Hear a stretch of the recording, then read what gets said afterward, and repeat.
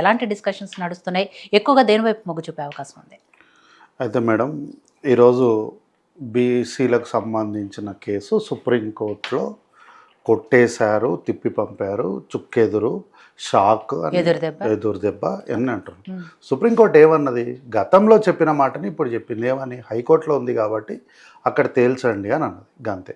అయితే ఆ రోజుకి ఈ రోజుకి ఏంటి వ్యత్యాసము అంటే, ఆ రోజు ప్రభుత్వం విజయం వైపు చూసింది, ఈరోజు ఎందుకు దాన్ని చూడట్లేదు అని ప్రశ్న లేవనెత్తితే, ఆ రోజు ఏంటంటే కోర్టుకి కేసు మాత్రమే వెళ్ళింది, సీసీ మాత్రమే అయింది, వాదనలు కూడా జరగలే. కనీసం వాదనలు కూడా జరగకుండా మీరు మా దగ్గరికి ఎందుకు వచ్చి ఆడనే తెలుసుకోండి అని అన్నది. ఈరోజు ప్రభుత్వం ఎందుకు అయింది సుప్రీంకోర్టుకి?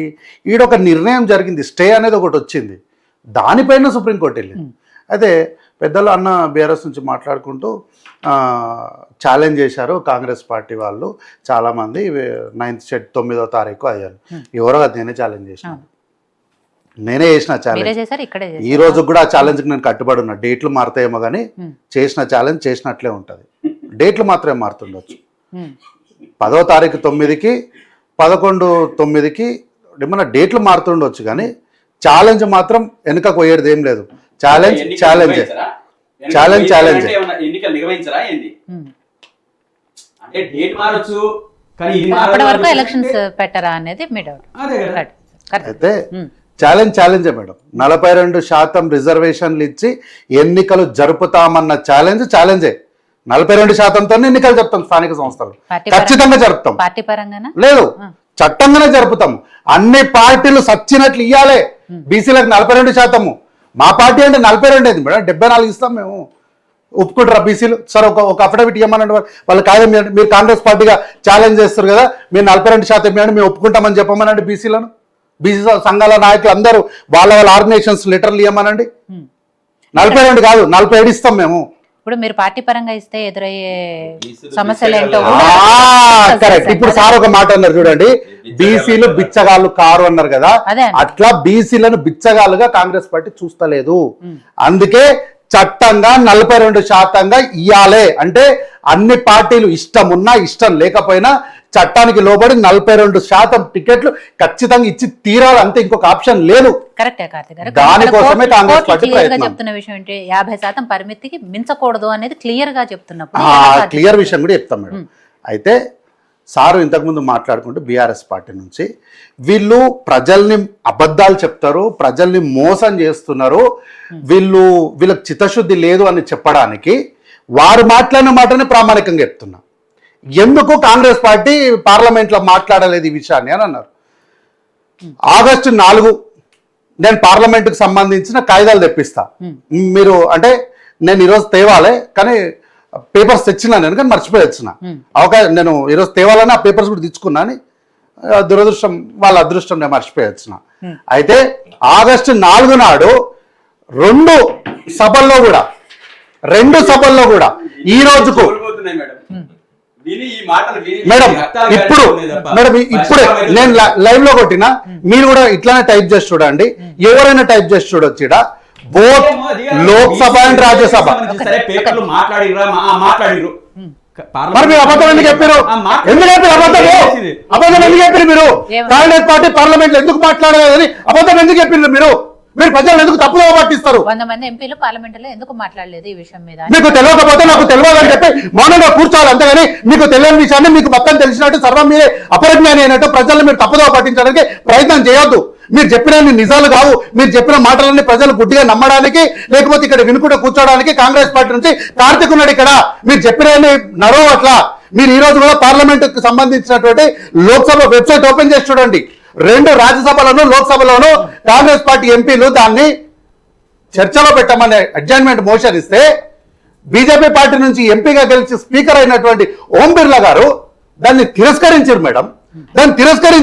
తిరస్కరించిన తర్వాత ఈ రాష్ట్రానికి సంబంధించినటువంటి శాసన సభాపతి, గౌరవనీయులు శాసనసభాపతి అయినటువంటి గడ్డం ప్రసాద్ కుమార్ గారు 25 ఆగస్టు నాడు ఢిల్లీలో అమిత్ షా గారిని ప్రత్యేకంగా కలిసి expire the legislation of BC quota bill Telangana speaker to centre ఏమన్నారు? ఆ రోజు అమిత్ షా గారిని ప్రత్యేకంగా వారు కలిసి అప్పుడు పార్లమెంట్లో అన్ని రాష్ట్రాలకు సంబంధించిన స్పీకర్ల యొక్క సమావేశం జరిగినప్పుడు ఆ సమావేశానికి వెళ్ళి అమిత్ షా గారిని ప్రత్యేకంగా కలిసి కొంచెం మంచి షాలు వేస్తే వారు సంతోషపడతారని చెప్పి కాస్ట్లీ షాలు బొకే కూడా తీసుకెళ్లి వారిని సంతోషపెట్టి అయ్యా మా రాష్ట్రంలో బీసీ బిల్లు మా 2 శాసనసభలోను అటు పెద్దల సభలోను ఆమోదించబడ్డది, ఆ బిల్లు మీ దగ్గర పెండింగ్ ఉంది, దానిపైన వేగవంతమైన చర్యలు తీసుకోండి అంటే అమిత్ షా గారు కనీసం దానికి ఎస్ అని నో అని చెప్పకుండా కనీసం పట్టించుకోకుండా వెళ్ళిపోయిండు.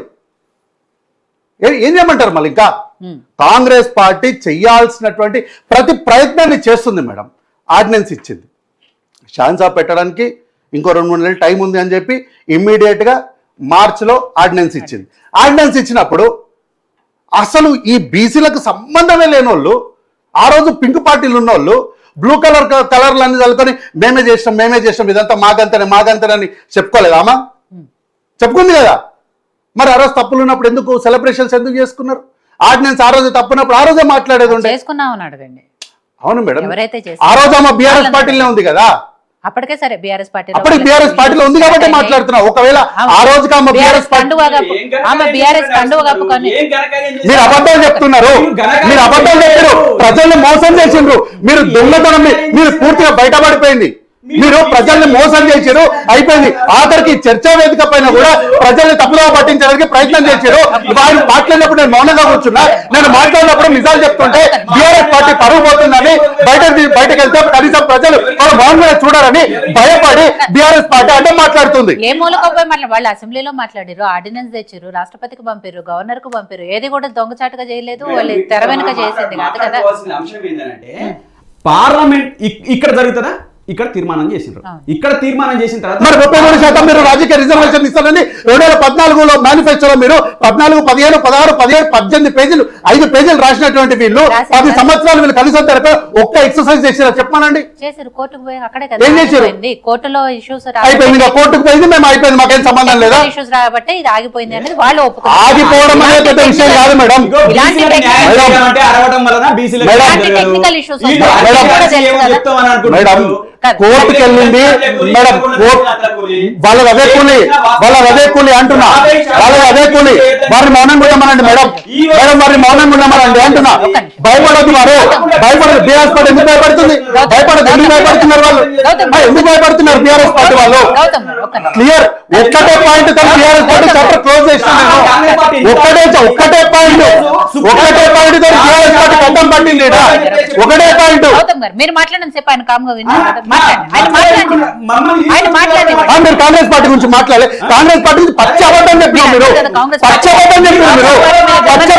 లోక్సభలో మాట్లాడలేదని పచ్చి అబద్ధం చెప్పారు. సరే, రాజ్యసభలో మీరు ఎక్కడ పోయినారు? అన్న మీరు మాట్లాడిన మౌనం కూర్చున్నా. మీరు అంటే నాకు అపరమైనటువంటి గౌరవం ఉంది. మీరు దయచేసి దాన్ని పాటిస్తే బాగుంటది. మీరు పచ్చి అబద్ధం చెప్పారు. కాంగ్రెస్ పార్టీ మీద మీరు అబద్ధం చెప్పారు. అరే నేను అరుస్తామో నువ్వు ఎట్లా మాట్లాడు, నేను ఎట్లా మాట్లాడు నువ్వు చెప్తావా? నేను ఎట్లా మాట్లాడాలో నువ్వు చెప్తావా అంటున్నా.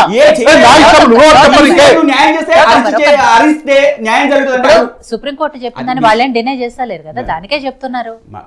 ఒక నిమిషం, ఈ రోజు దీన్ని పక్కదో ఈ రోజు ఎవరు పక్కదో మీరు పచ్చి అబద్ధం చెప్పిండ్రు మేడం. కాంగ్రెస్ పార్టీ మాట్లాడారు 100 మంది ఎంపీలని పచ్చి అబద్ధం చెప్పిండ్రు మీరు. పచ్చి అబద్ధం చెప్పిండ్రు మీరు. బీసీల పట్ల ఎటువంటి చిత్తశుద్ధి లేదు చెప్పింది. చెప్పింది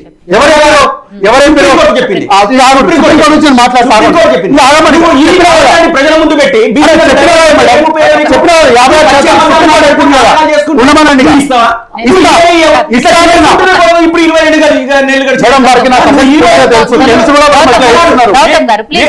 నెలలు అనవసరమైన ఆభరణాలు వేస్తే ఇక్కడ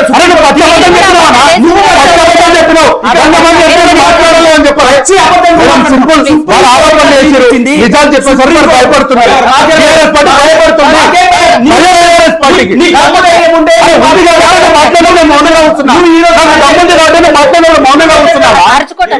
అరుచుకోవటం వల్ల ప్లీజ్ గౌతమ్ గారు ఒక్క నిమిషం. గౌతమ్ గారు